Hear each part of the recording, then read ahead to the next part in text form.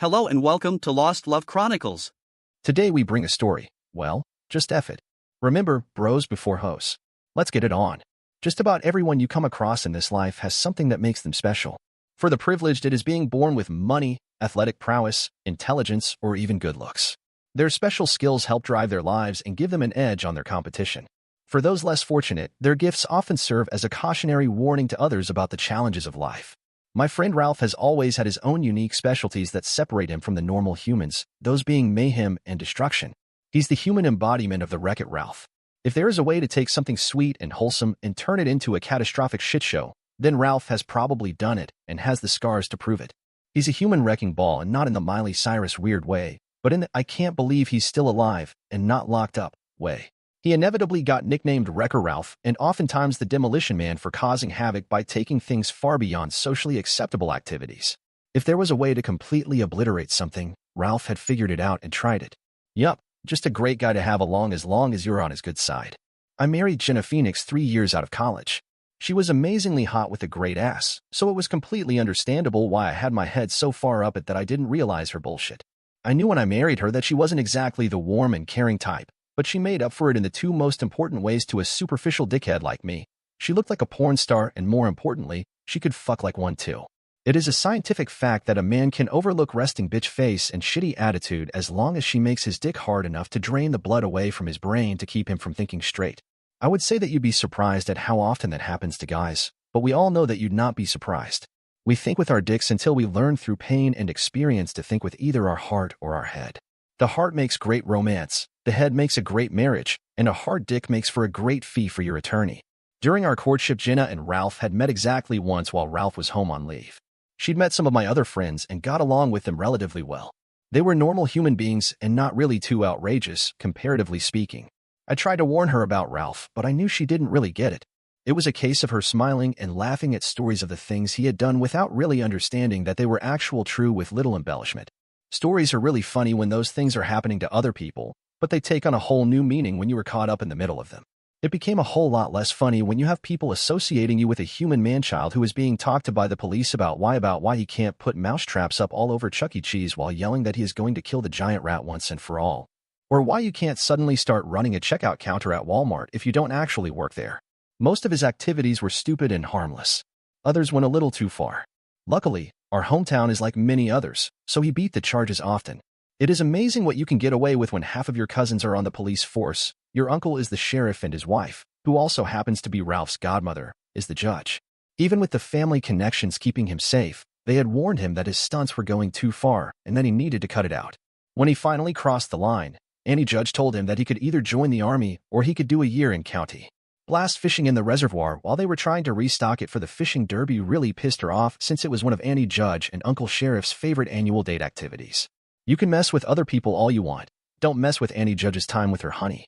So, off Ralph went to honorably serve his country. With Ralph in the army, he was gone most of the time from town, so his interactions with me, and by extension, Jenna, were minimal. He and I would email and video chat. I'd send him random care packages filled with stuff depending on where he was in the world. Despite being an idiot, Ralph had decent grades in school, and with the family connections keeping most of his activities out of his criminal record, he was able to enlist as an explosive ordnance disposal technician. Because when someone probably has mental issues, you want them disarming explosives. Ralph was able to hide his nefarious ways throughout basic training, since it was just a collection of random people and the drill sergeants were too busy trying to meet their required training events with the morons of the platoon. He even managed to make it halfway through AID before he got caught fucking around on an explosive range by building a C4 dildo the day the command sergeant major was visiting the range. He may have even got away with it if he hadn't been bragging about modeling it after himself as his instructors, and the command sergeant major stared in awe. It was at this point that Ralph's instructors finally realized that Ralph's personality wasn't a great fit for EOD, but they thought they had an idea of where his personality would fit right in: combat engineers. You see, while EOD techs have to be mature and serious when disposing of bombs, combat engineers have about 80% of the intelligence with about 70% recklessness thrown in for fun. Ralph knew he had found his purpose in the army when explaining to his AIT instructors what he did to get kicked out of EOD school when they explained to him how he failed to build parts of a female anatomy to put his C4 phallus into so he could brag about destroying it. And when he was instructed to add more explosives to his concrete charges the next day on the range, because as the good sergeant said to him, blow all of that shit up because it's a pain in the ass to turn back in, Ralph knew he'd found a home. Ralph would email me with his stories about the fun he was having, his hijinks and activities that got him a pair of Article 15s for doing dumb stuff, but not nearly enough to get him the boot out of the army. He had a great time, but after his 4 years were up, he decided to come back home. While he was off defending our freedoms, I had been busy getting married to my walking wet dream. Jenna and I started out with a typical marriage. We had wanted to get settled for a bit in our careers before having kids. It is a lot easier to travel the globe when you don't have to worry about sitters and bringing enough diapers. Things were good between Jenna and me, and then they suddenly weren't. She started to act differently, not drastically at first, but noticeable towards the end. This went on for weeks. I tried to talk to her about the issues I saw within our marriage, but of course she said nothing was wrong and that we were fine as she went about her new normal activities. That lasted until eventually I came home from work one day to her wedding ring on the kitchen table. My attempts at talking to her lead nowhere but the standard typical bullshit, "It isn't you, it's me. I'm going through some stuff," all the bullshit excuses because she probably said it. I was finally served the afternoon we were having Ralph's welcome home party.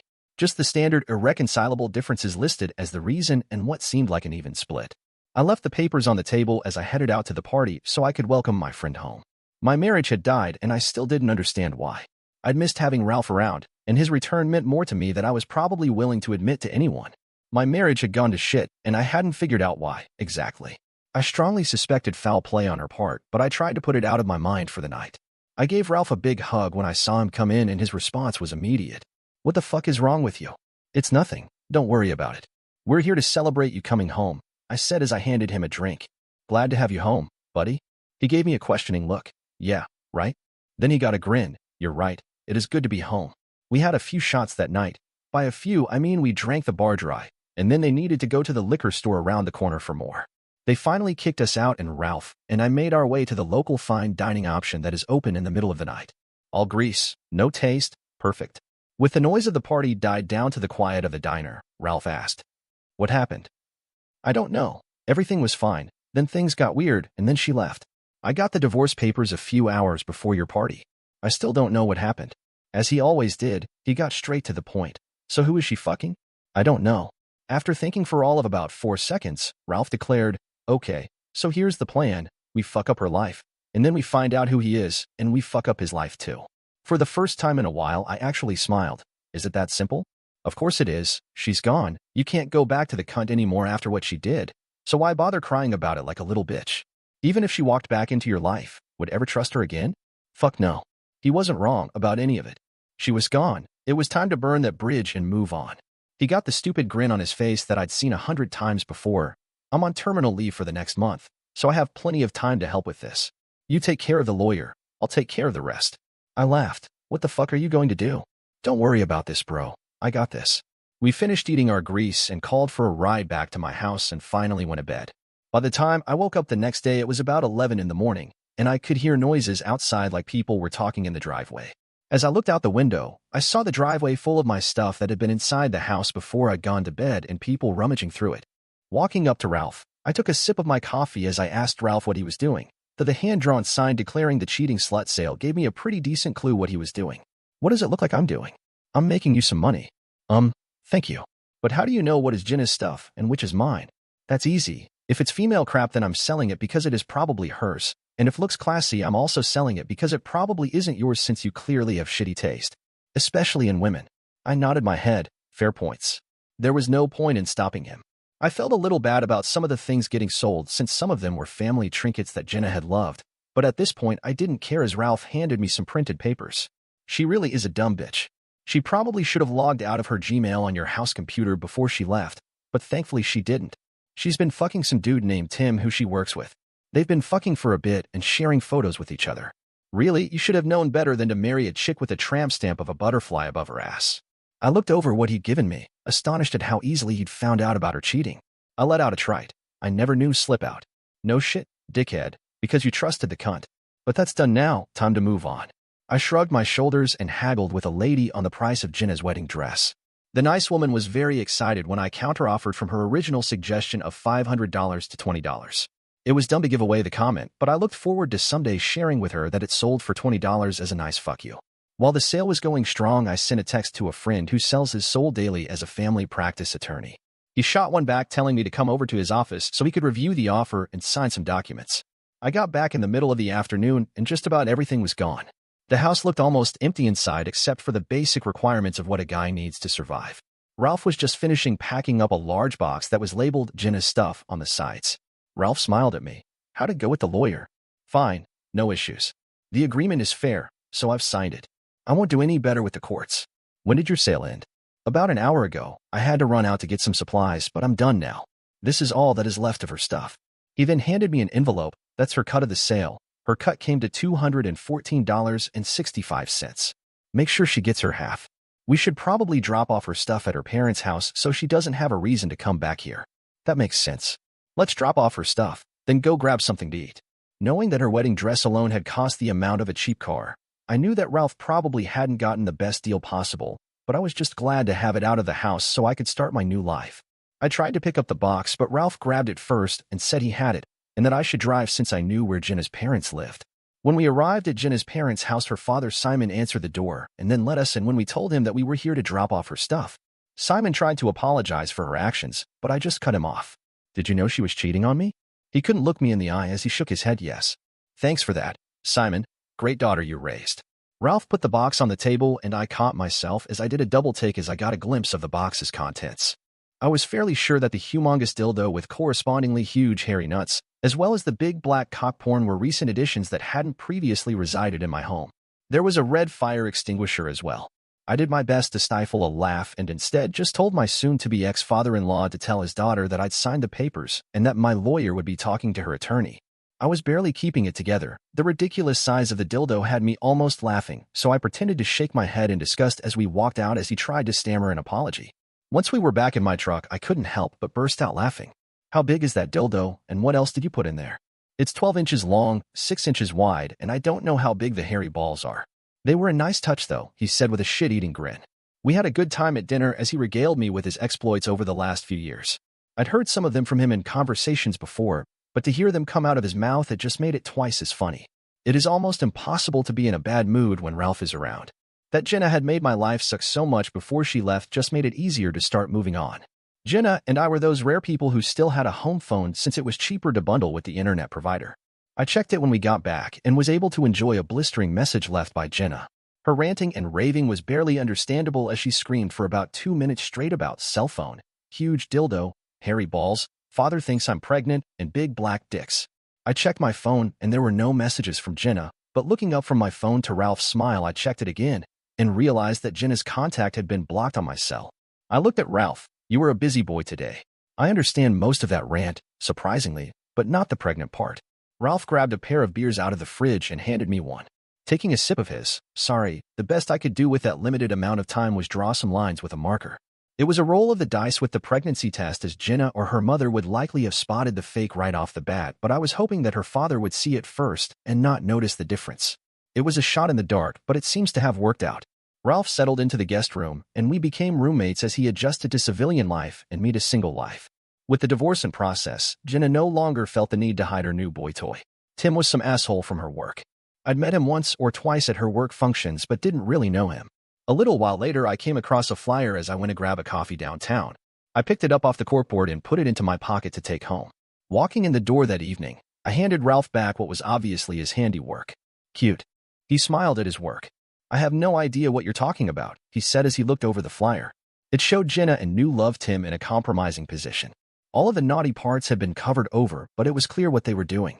That it had both of their names, and said that he was not her husband when it happened, that made it much more damaging. The distribution was centered around the office and expanded out from there. I asked how many he had put out and Ralph replied, a few thousand. How'd you find the time to put them all? Easy. I found a bunch of teenagers hanging out and gave them $20 each to put them up everywhere. Even if some ended up in the trash, they still got to cause trouble, and isn't that what being a teenager is all about? As I hit play on the house phone messaging service, Jenna's ranting came across, everywhere, mall, work, thinks I'm a slut. It was pretty easy to follow her tirade this time, more so because I just didn't care anymore, but when she said, homeless guy with a sign, I gave Ralph a questioning look. Ralph handed me a beer, then showed me a video on his phone of a guy who looked homeless twirling a sign that said, a cheating slut lives here. Ralph took a sip of his beer.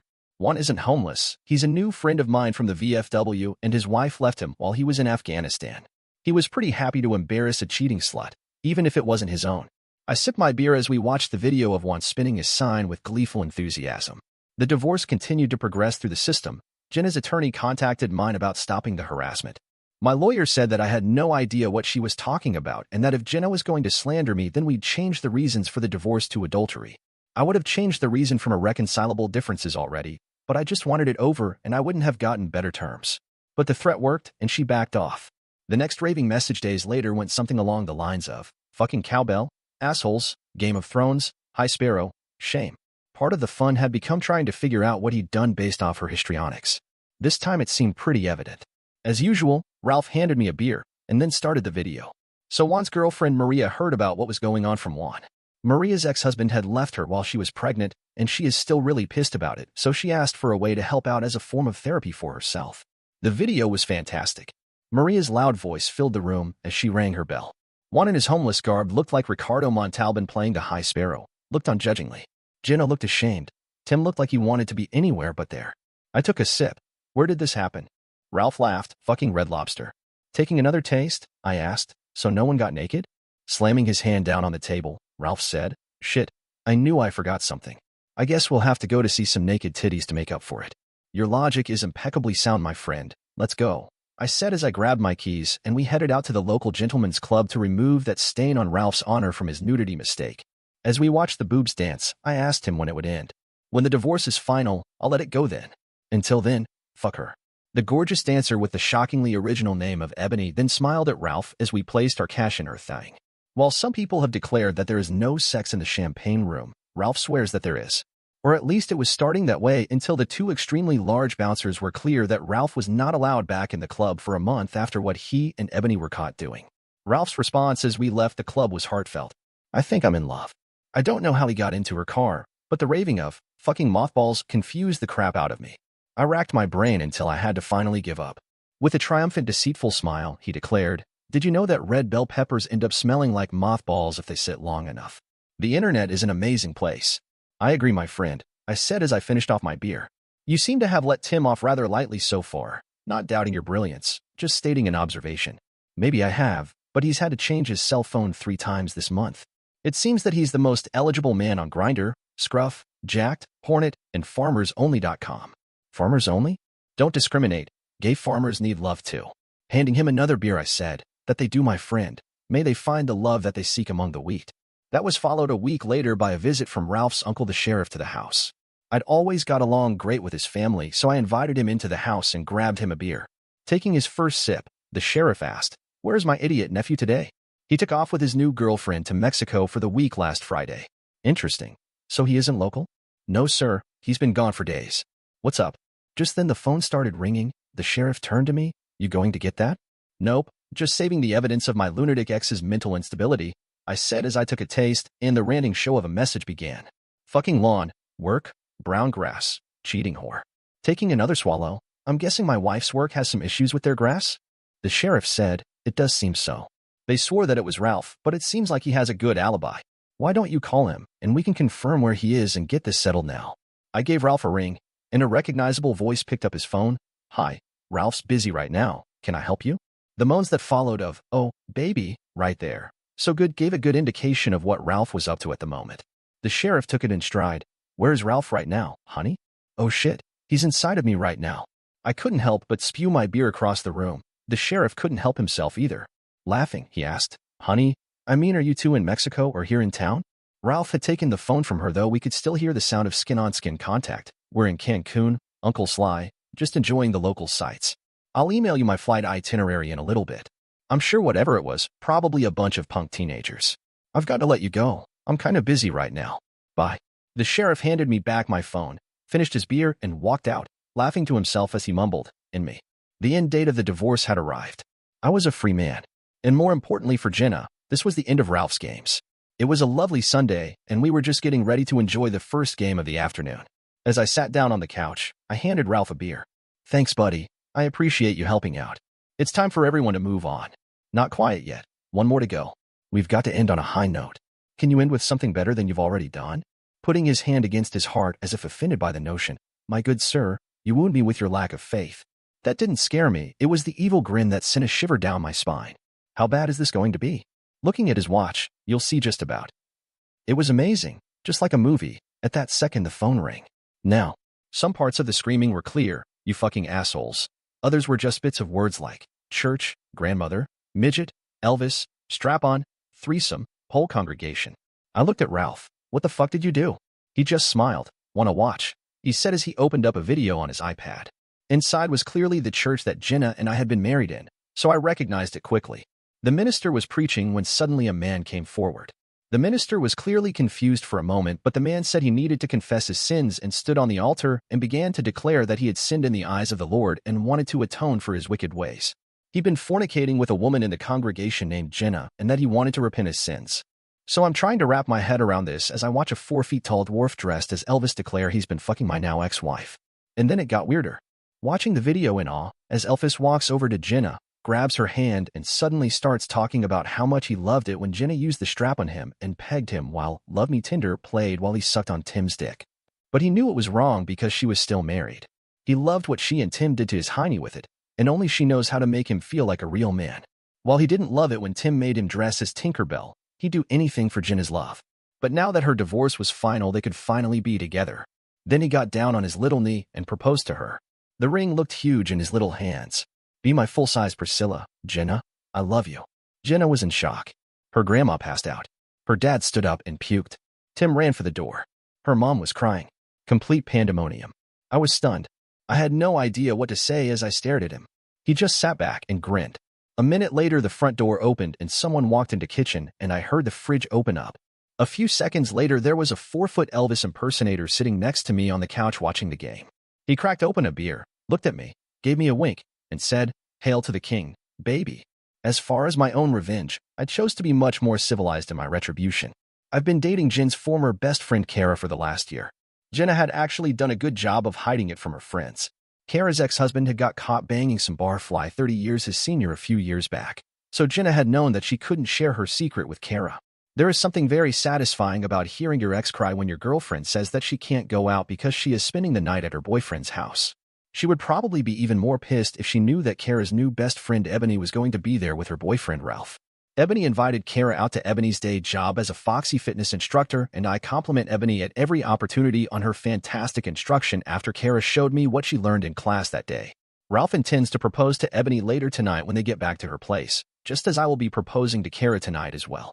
I fully intend to have a wedding invitation hand-delivered to Jenna, and Ralph just happens to know the perfect dwarf to hand-deliver it to her. Until next time. Dear listener, if you have reached this far, please click on the subscribe button. It will be a great help.